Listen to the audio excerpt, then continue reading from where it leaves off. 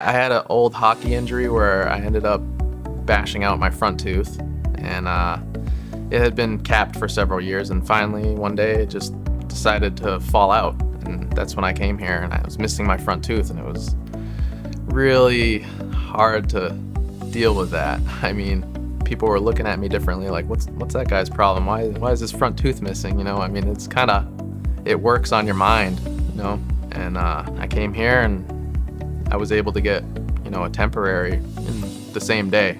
They sent me home looking like a human again.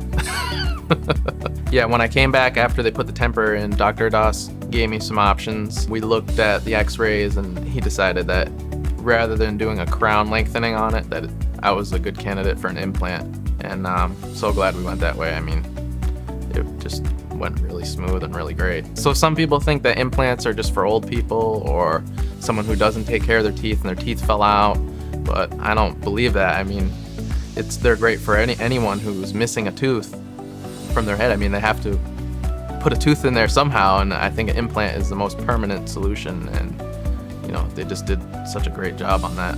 Oh, since I've gotten the implant, the quality of life went way up after the implant was in. I mean, when I did have just a cap on that tooth, I was always nervous about biting into things, so I would avoid it, and I would kind of eat off to the side and worry about, is this gonna fall off or is it gonna break, or because every time something like that happens, I mean, it's expensive.